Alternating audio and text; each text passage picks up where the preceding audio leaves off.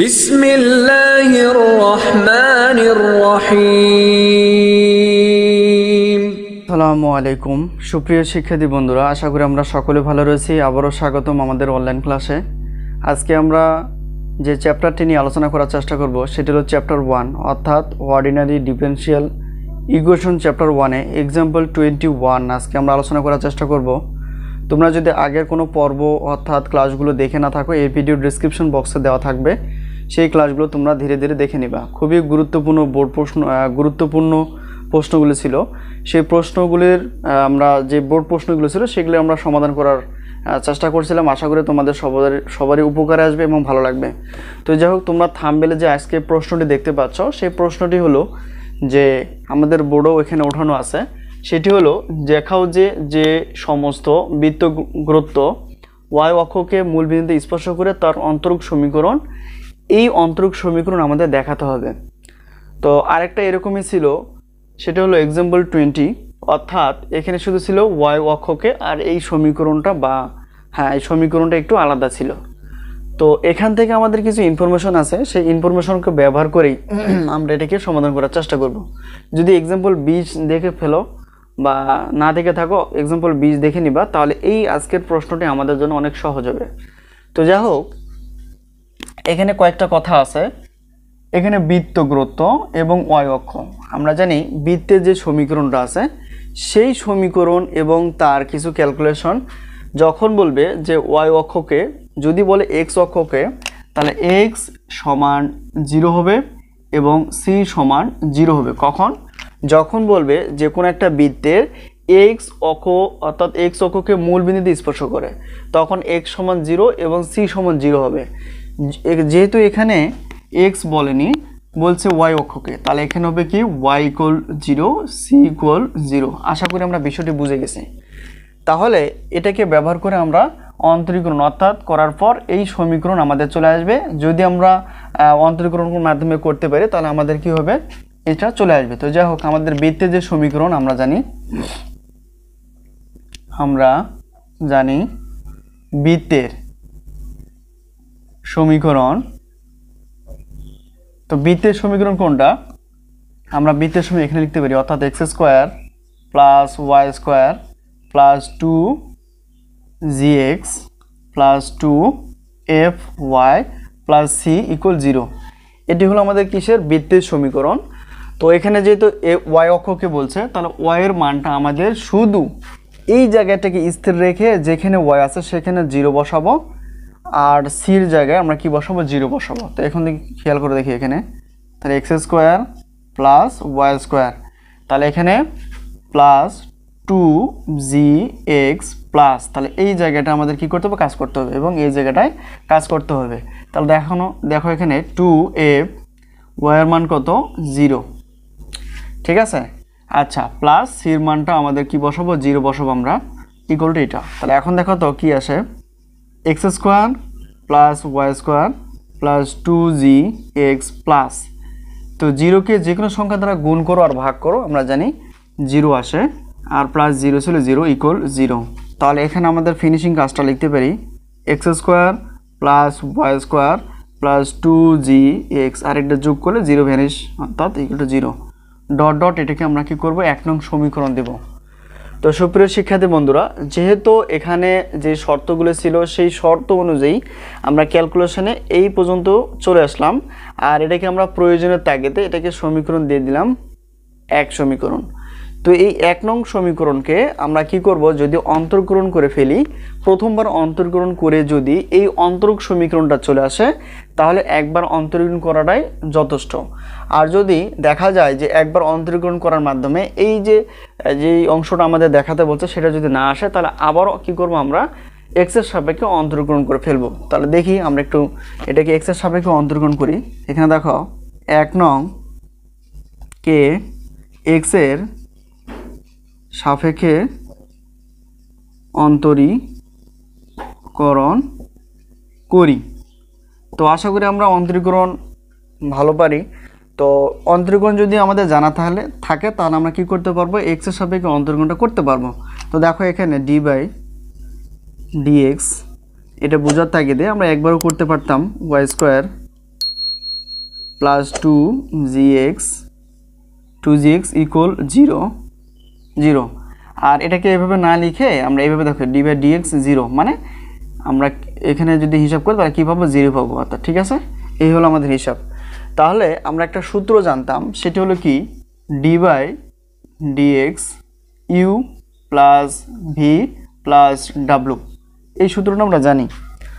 তো যোগ আকারের অন্তরীকরণ তাহলে কী হবে d/dx u প্লাস সূত্রের d/dx ভি প্লাস সূত্রের d/dx ডাব্লু, এই সূত্রটা আমরা জানি। তার মানে যখন তিনটা পদ থাকে তখন আমরা প্রত্যেকটা পদকেই কী করব, ওই এক্সের সাপেক্ষে অন্তরীকরণ করে ফেলবো। তাহলে বিষয়টা এরকম কিনা দেখো তো, এটা 1 2 3টা পদ। তার মানে এটা যদি আমরা এক্সের সাপেক্ষে অন্তরীকরণ করি তাহলে আমাদের ক্যালকুলেশনটা কি আসবে, d/dx x², এটা যদি অন্তরীকরণ করি 2x 2 - 1, তাহলে এখানে সহজ কথা 2x আসতেছে। অর্থাৎ সূত্রটা কোন সূত্রটা ব্যবহার করলাম, d/dx x⁴n। তো এটা সূত্র কি nx⁴n - 1। আমরা জানি পাওয়ারটা সামনে আসে এবং চলকটা থাকে, আবার পাওয়ার থেকে 1 বাদ হয়। তাহলে এখন এটাকে আমরা যদি এক্সের সাপেক্ষে অন্তরণ করি তাহলে এখানে x² কি আসলো 2x প্লাস আছে প্লাস, এটাও যদি এক্সের সাপেক্ষে অন্তরকরণ করে ফেলি দেখো এখানে d/dx y²। আমরা x⁴n এর সূত্র ইউজ করব, অর্থাৎ এই সূত্রটাকে ব্যবহার করব। আচ্ছা, তাহলে এখানে কি আসছে, পাওয়ারটা সামনে আসবে, ওই চলক হিসেবে যেটা ছিল সেটা থাকবে, আর তার থেকে পাওয়ার n - 1, n বলতে 2 আর সূত্রের -1।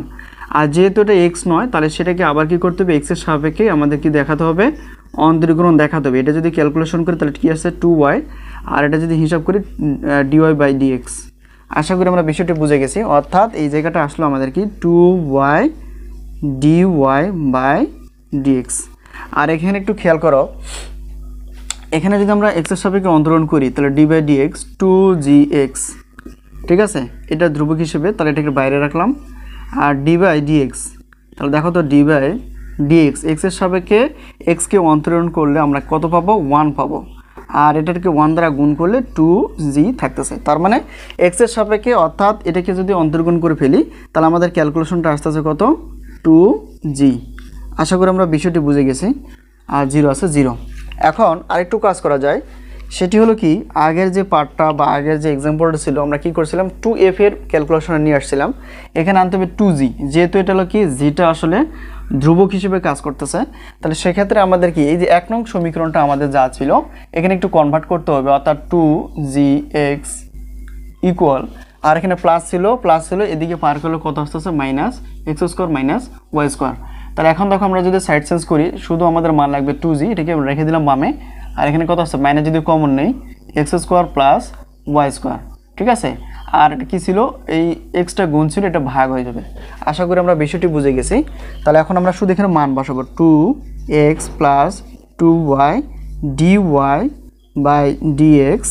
আর এখানে কি আর একটা জিনিস খেয়াল করো, যেহেতু এটাকে মাইনাস আছে, এই মাইনাস আর এই প্লাসটা যদি গুণ করে দেয় তাহলে মাইনাস হয়ে যাবে, আর 2gর মানটা যদি বসায় তাহলে আমাদের কি আসতেছে, অর্থাৎ x² plus y² bracket close, আর নিচে কত ছিল x ছিল x আর ইকুয়াল 0 আছে 0।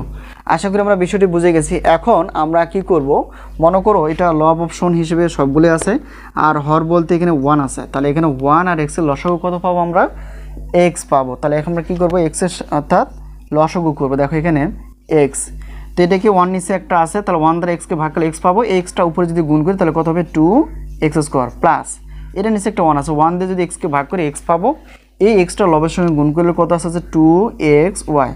আচ্ছা, এটা তো যা ছিল তাই গুণাকার এবং ভগ্নাংশ আকার আছে, যা আছে তাই থাকবে মাইনাস, ঠিক আছে। অর্থাৎ x কে x দ্বারা ভাগ করলে 1 পাওয়া যাবে, এই 1টা যদি লবের সঙ্গে গুণ করি তার মানে এই অংশটাই আমরা পাবো x² প্লাস y² ইকুয়াল 0, ঠিক আছে। এখন দেখো উপরেরটা হলো লব আকার আছে, নিচেরটা হর আকার আছে, তাহলে এক্সটা যদি আমরা ওইদিকে পার করে দিই তাহলে ব্যাপারটা হবে এরকম 0, যেহেতু এটা ভাগ আছে তাহলে এটা কি হয়ে যাবে, গুণ হয়ে যাবে। তাহলে এটা ফলাফলটা কি আসতেছে, 0কে যে কোনো সংখ্যা দ্বারা গুণ করো আর ভাগ করো, আমরা জানি 0 আসে। তার মানে পরবর্তী লাইনটা আমরা এখানে লিখবো। আশা করি আমরা বিষয়গুলি সবগুলি বুঝে গেছি। কোনো জায়গায় যদি বিন্দু পরিমাণ বুঝতে অসুবিধা অবশ্যই কমেন্টসে লেখার চেষ্টা করবা। তো এটা হলো পরবর্তী লাইনটা আমরা এখানে কি করতে পারি, অর্থাৎ এক্সটা ওইদিকে পার হয়ে গেলে কি হয়ে যাবে, 0 হয়ে যাবে। আর এখানে আমাদের ফলাফলটা কি আসতেছে 2x² plus 2xy dy by dx minus কি আসছে x square plus y square equal 0। আশা করি আমরা বুঝে গেছি ব্যাপারটা।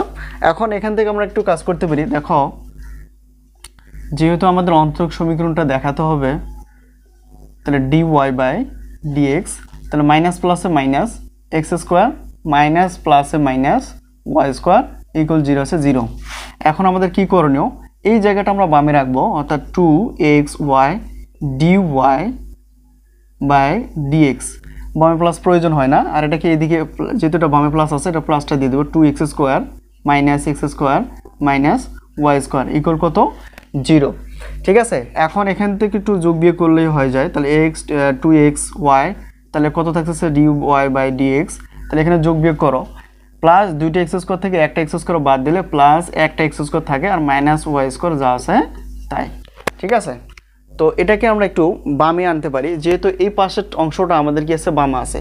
তো আরেকটু কাজ করে তারপর আমরা বামে নিয়ে আসবো। এখানে দেখো এখানে আমরা এই কাজটা করতে পারি কিনা একটু খেয়াল করো, 2xy dy বাই dx, মানে এই জিনিসটা আমরা উপরে গুণ করলাম, গুণ করলে এই জিনিসটা পাওয়া যায়। সরি এটা একটু ভুল হয়ে গেল, সেটা হলো কি এই কাজটা আমরা এইভাবে করতে পারি। তাহলে কত dx, তাহলে কত আছে 2xy dy। ঠিক আছে, এটা মানে এই নিচের মানে এখানে নিচে আছে এটা উপরে গুণ করে দিলাম, আর এটা প্লাস কত X square minus Y square equal 0। তো আর একটু লসাগু করি। এখানে দেখো উপরে লব নিচে হর, উপরে লব নিচে হর বলতে কিছু না 1 আছে, অর্থাৎ dx এর এবং 1 এর লসাগু আমরা কত পাবো dx, আর dx কে dx দ্বারা ভাগ করলে 1 পাওয়া যাবে। এই 1টা যদি উপরে গুণ করে দেয় তাহলে কত হবে 2xy dy, প্লাস আছে প্লাস, এই 1 দিয়ে dx কে ভাগ করলে আমরা কত পাবো dx, এই dxটা আমরা উপরের সঙ্গে গুণ করে দেব। তো আমরা একটু প্রয়োজনীয় ব্র্যাকেট নিতে পারি, তাহলে কত আসছে এটা, আর এটা দ্বারা অর্থাৎ 1 ভাগ করলে অর্থাৎ সহজ কথা এটা dx থাকতেছে ইকুয়াল 0। ঠিক আছে, আগেরটার মতো লসাগু করার পর এই যে dxটা রয়েছে ভাগ আকারে ওইদিকে হবে গুণ, অর্থাৎ এখানে আসতেছে কি 0 ইন্টু dx, তাহলে ফলাফলটা হবে কত 0। তার মানে এখানে আমাদের লাইনটা অর্থাৎ একবার আমরা সাজিয়ে লিখতে পারি, আচ্ছা পরে লিখবো না হয় X Y D Y plus X square minus Y square DX equal 0। তার মানে উপরের অংশটা আমাদের নিচে চলে আসলো, আর এটা তো কি হয়ে গেল ওইদিকে গুণ হয়ে 0 হয়ে গেল। এখন যেহেতু এরকম দেখাতে বলছে আমরা শুধু সাজিয়ে লিখবো। ঠিক আছে, সাজিয়ে লিখলেই কিন্তু আমাদের কি অ্যান্সারটা চলে আসবে। তাহলে এখানে অতএব আমরা লিখবো এটাকে আগে নিয়ে আসবো, অর্থাৎ X square minus Y square bracket dx. আর এখানে দেখো বামে প্লাস প্রয়োজন নাই, এটা ওইদিকে লিখবো, অর্থাৎ প্লাস আছে প্লাসটা দেখাতে হবে, 2xy এখানে dy আছে dy। এটি হলো আমাদের কি অন্তরক সমীকরণ। তো আশা করি আমরা প্রমাণটা বুঝে গেছি, অর্থাৎ এটা যেহেতু দেখাতে বলছে শুট বা দেখানো হলো। ঠিক আছে, তো কোনো জায়গায় আমাদের যদি বুঝতে অসুবিধা হয় অবশ্যই কমেন্টসে তোমরা লেখার চেষ্টা করবা। তো ক্লাসটি কেমন লাগলো অবশ্যই এটাও ক্লাসে কমেন্টসে লেখার চেষ্টা করবা। তো আজকে এই পর্যন্তই ছিল। তো আগের পর্বের মতোই আজকের পর্বটি ছিল খুবই গুরুত্বপূর্ণ একটি বোর্ড প্রশ্ন। তোমরা সুন্দর করে খাতায় তোমাদের নিচে নিচে খাতায় লিখবা। তো যদি ক্লাসটি ভালো লাগে অবশ্যই লাইক কমেন্ট শেয়ার থাকবে। তো আজকে এই পর্যন্তই, পরবর্তী ক্লাস দেখার জন্য আমন্ত্রণ রেখে শেষ করছি। আল্লাহ হাফেজ।